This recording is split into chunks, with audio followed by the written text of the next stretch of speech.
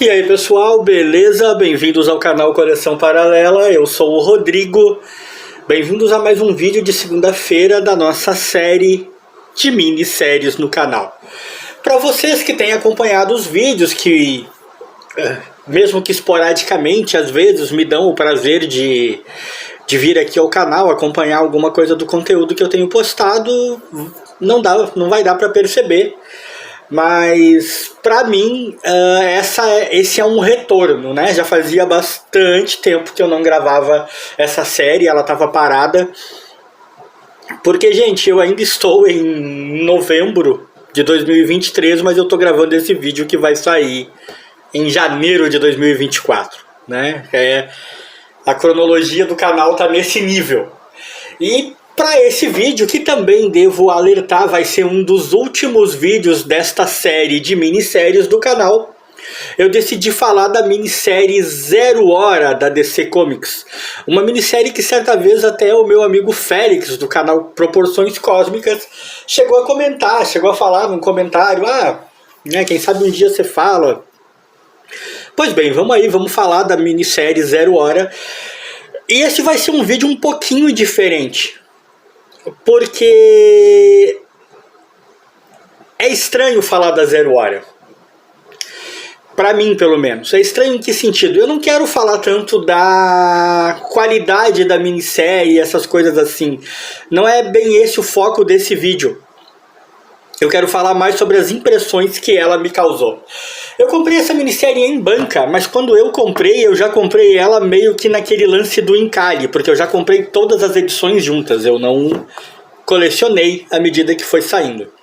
Foi publicado aqui, ó, no Brasil em 1996, minissérie da editora Abril. É um trabalho bastante interessante sobre alguns aspectos, né? Com argumento e desenhos do Dan Jurgens. Cara, enquanto eu vou falando, eu já vou folheando aqui, não vou me demorar muito. Por que eu quero falar mais das impressões pessoais, não quero falar tanto de qualidades técnicas? Porque, de certa maneira, Zero Hora é bastante simples naquilo a que se propõe, né? Zero Hora tem ares de reboot da Crise nas Infinitas Terras, né? Tem muita ligação com a Crise nas Infinitas Terras, não só intencionalmente, né? Não só na intenção mesmo, na ideia de que tivesse essa ligação, mas até de certa maneira esporadicamente, exponencialmente, porque leva muito de encontro àqueles eventos na maneira como as coisas aqui são abordadas e tal. A qualidade dos desenhos é legal, eu até gosto do trabalho gráfico dos desenhos do Jurgens. A qualidade do texto também não compromete, mas não tem nada aqui extremamente inovador, pelo menos não aos meus olhos. E é isso que é a coisa curiosa. Porque nós temos aqui em mão uma maxi-série, né? No sentido de que ela envolve uma trocentena de personagens do universo DC. Uma trocentena de universos, linhas temporais e coisas do tipo do universo DC. E, em outros tempos, uma série envolvendo tantos eventos e tantos personagens assim seria extremamente inovadora. Seria uma coisa que, nossa, né, incrível o que a DC fez. O problema é que, como eu disse, estamos falando de uma série que é mais uma série, né? É mais uma maxi-série. Veio depois da Crise nas Infinitas Terras, que até hoje, para mim, é a melhor série que a DC já escreveu. Pelo menos dentro desse gênero. Não adianta, eu não consigo mudar de opinião.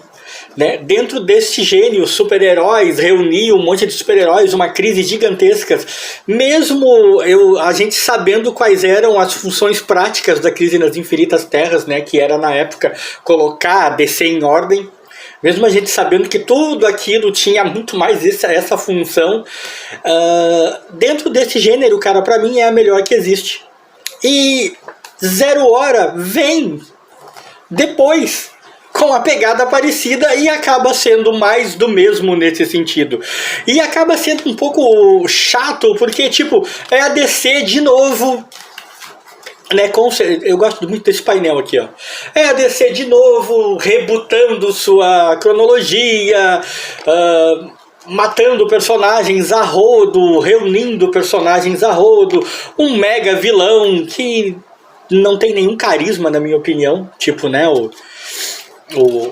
muita gente vai discordar de mim, claro, mas estamos aqui para isso, cada um tem um jeito de pensar, mas, né, o vilão em si, o mega vilão de Zero Hora, por mais história que ele tenha, por mais que tenha uma bagagem interessante de ser quem é, de ter sido quem foi, o Escambau, eu não consigo simpatizar, eu não consigo achar que é um vilão mega interessante.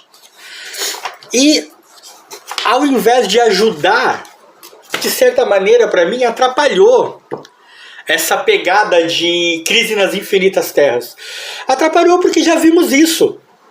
Atrapalhou porque já vimos a DC fazendo a mesma coisa, se sentindo na necessidade de fazer a mesma coisa, de rebutar seu universo, de juntar personagens, de arrumar a cronologia, de eliminar um monte de personagens no caminho. Cara, acaba sendo mais do mesmo, e Zero Hora, de certa maneira, é meio que uma prova de que, sobre alguns aspectos, é muito difícil, para não dizer impossível, criar algo verdadeiramente original. Né? Você está preso a isso. Tudo bem que as diferenças são enormes, e eu não falo só do fato, e aí estou falando como fã, né? Eu não falo só do fato de que Crise nas Infinitas Terras, na minha opinião, com o perdão da redundância, infinitamente superior, né, a Zero Hora, não há dúvida, né? E talvez, se formos colocar na balança direitinho as funções de cada uma, aliás, talvez não, com certeza, colocando na balança as funções de cada uma das duas minisséries, Crise nas Infinitas Terras tinha uma função prática muito mais pesada e mais necessária que Zero Hora. Crise nas Infinitas Terras tinha muito mais coisa a acertar no universo DC, no bagunçadíssimo universo DC, do que a Zero Hora, com certeza. Só que, velho, acabou ficando meio piegas, meio que tipo, eu já vi isso. O Dan, né, o Dan Jurgens até soube conduzir isso com inteligência, né? Ele até soube fazer o negócio direitinho. Ele soube não deixar a leitura ser maçante demais. Dá pra se divertir com Crise nas Infinitas Terras ao extremo. E não, eu não me enganei, gente. Eu tô falando do Crise nas Infinitas Terras, eu estou comparando, né? Dá para se divertir com Crise nas Infinitas Terras ao extremo, né? Você sabe qual é a função de Crise nas Infinitas Terras e mesmo assim você se diverte. Zero Hora tenta ir por esse caminho, ela tenta te divertir, ela tenta ser um bom texto, uma boa história, ao mesmo tempo que vai aparando arestas que eles achavam necessário. A diferença é que a diversão aqui, pelo menos para mim, tá menor. Então eu tô dizendo que não dá pra se divertir com Zero Hora, que não é legal. Não, dá pra se divertir também. Você tem alguns momentos que são bem legais, né? Tem um final bem dramático, tem essa coisa de muitos personagens, às vezes se torna meio maçante, mas ao mesmo tempo, cara, trouxe muitos personagens aqui que eu nem conhecia e eu adoro isso. Eu adoro, de repente, estar folheando uma revista, estar lendo uma história e me deparar com uma trocentena de personagens os quais eu não conhecia. Então, dá para extrair diversão de Zero Hora, mas num grau bem menor do que você extraía de Crise nas Infinitas Terras, e ela fica realmente com um caráter de que a sua função primordial era só acertar mais uma vez as coisas no universo DC, muito mais do que te divertir. Claro que eu tô sendo um pouco injusto, claro que não era exatamente isso, óbvio, né? Os caras não queriam dar tanto esse caráter de ferramenta a Zero Hora, né?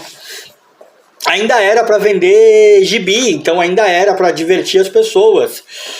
Mas, cara, quando uma coisa é muito boa, mas ela vem depois de uma coisa que era ainda melhor, e com funções parecidas, com ideias parecidas, com pegadas parecidas, infelizmente o que vem depois sempre fica prejudicado, né? É preciso um trabalho extremamente genial para não passar essa sensação pra gente.